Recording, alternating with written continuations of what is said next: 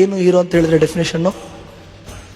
ಯಾರು ಸಿನಿಮಾಗಳಲ್ಲಿ ಲಾಂಗ್ ಹಿಡ್ಕೊಂಡು ಬರ್ತಾನೋ, ಮಚ್ಚು ಹಿಡ್ಕೊಂಡು ಬರ್ತಾನೋ, ಅಥವಾ ಗುಲಾಬಿ ಹಿಡ್ಕೊಂಡು ಬರ್ತಾನೋ, ಬೈಕ್ ಓಡಿಸ್ಕೊಂಡು ಬರ್ತಾನೋ, 10 ಜನಕ್ಕೆ ಒಟ್ಟಿಗೆ ಹೊಡಿತಾನೋ ಅವನು ಹೀರೋ ಅಂತ ನಮ್ಮೆಲ್ಲರ ಕಲ್ಪನೆ. ಆದರೆ ಸ್ನೇಹಿತರೆ, ಹೀರೋ ಅನ್ನೋ ಪದಕ್ಕೆ ಡಿಕ್ಷನರಿಯಲ್ಲಿ ಬೇರೆಯದೇ ಅರ್ಥ ಇದೆ. ನೀವು ಡಿಕ್ಷನರಿ ತೆಗೆದು ನೋಡಿ. ಹೀರೋ ಅಂದರೆ ಅರ್ಥ ಕನ್ನಡದಲ್ಲಿ ನಟ ಅಲ್ಲ. ನಟ ಅನ್ನೋದಕ್ಕೆ ಆಕ್ಟರ್ ಅಂತ ಕರೀತಾರೆ, ನಟಿ ಅನ್ನೋದಕ್ಕೆ ಆಕ್ಟ್ರೆಸ್ ಅಂತ ಕರೀತಾರೆ. ಹೀರೋ ಅಂದರೆ ಅರ್ಥ ನಾಯಕ, ಹೀರೋಯಿನ್ ಅಂದರೆ ನಾಯಕಿ ಅಂತ. ನಾವು ಹೀರೋ ಅಂತ ಯಾರನ್ನ ಆರಾಧಿಸ್ತೀವೋ ಅವ್ರ ಥರ ಆಗ್ತೀವಿ. ನಾವು ನಮ್ಮ ಅಪ್ಪ ಅಮ್ಮನ ಥರ ಯಾಕೆ ಆಗಿದ್ದೀವಿ, ಕೆಲವು ಗುಣಗಳು ನಮಗೆ ಬಂದಿದ್ದಾವೆ ಅಂತ ಹೇಳಿದ್ರೆ ನಮ್ಮ ಅಪ್ಪ ಅಮ್ಮನ ನಾವು ಇಷ್ಟಪಡ್ತಾ ಇದ್ವಿ. ನಮ್ಮ ಶಿಕ್ಷಕರ ಥರ ಯಾಕೆ ಕೆಲವೊಂದು ಗುಣಗಳು ನಮಗೆ ಬಂದಿದ್ದಾವೆ ಅಂತ ಹೇಳಿದ್ರೆ ನಾವು ಆ ಶಿಕ್ಷಕರನ್ನ ಇಷ್ಟಪಡ್ತಾ ಇದ್ವಿ. ನಮ್ಮ ಕಣ್ಣೆದುರುಗಡೆ ಸದಾಕಾಲ ಮಚ್ಚು, ಲಾಂಗು, ಗುಲಾಬಿಗಳು ಓಡಾಡ್ತಾ ಇದ್ರೆ, ಬೈಕ್ಗಳು ಓಡಾಡ್ತಾ ಇದ್ರೆ, ಅವ್ರನ್ನ ಹೀರೋ ಅಂತ ಪ್ರತಿಬಿಂಬಿಸ್ತಾ ಇದ್ರೆ, ಅವರ ಆರಾಧನಾ ಪ್ರವೃತ್ತಿ ನಮ್ಮ ಮನಸ್ಸಿನೊಳಗಡೆ ಬೆಳೀತಾ ಇದ್ರೆ, ನಾವು ಅವ್ರೇನು ಕೆಟ್ಟ ಕೆಲಸಗಳನ್ನ ಸಿನಿಮಾದಲ್ಲಿ ಮಾಡ್ತಾ ಇದ್ದಾರೋ ಅದೇ ಥರ ಆಗ್ಬಿಡ್ತೀವಿ. ಸಹಜ.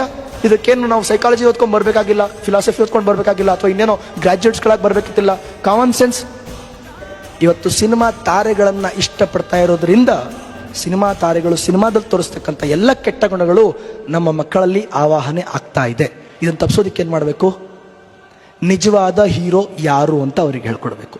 ಯಾರು ನಾಯಕ ಅಂದರೆ ಯಾರು ದೇಶಕ್ಕೋಸ್ಕರ, ಯಾರು ಧರ್ಮಕ್ಕೋಸ್ಕರ, ಯಾರು ಸಮಾಜಕ್ಕೋಸ್ಕರ, ಯಾರು ಇನ್ನೊಬ್ಬರಿಗೋಸ್ಕರ, ಯಾರು ತಮ್ಮೂರಿಗೋಸ್ಕರ, ತನ್ನ ಜನರಿಗೋಸ್ಕರ ಪ್ರಾಣ ಕೊಟ್ಟಿರ್ತಾನೋ, ಯಾರು ದೇಶಕ್ಕೋಸ್ಕರ ಮರುಗುತ್ತಾನೋ, ಯಾರು ದೇಶಕ್ಕೋಸ್ಕರ ಕಣ್ಣೀರಿಡ್ತಾನೋ, ಯಾರು ದೇಶಕ್ಕೋಸ್ಕರ ತನ್ನ ಜೀವನವನ್ನು ಸಮರ್ಪಿಸ್ತಾನೋ, ಯಾರು ದೇಶಕ್ಕೋಸ್ಕರ ತನ್ನ ಸಮಯವನ್ನು ಮೀಸಲಿಡ್ತಾನೋ ಅಂಥವನನ್ನ ಹೀರೋ ಅಂತ ಕರೀಬೇಕಾಗತ್ತೆ.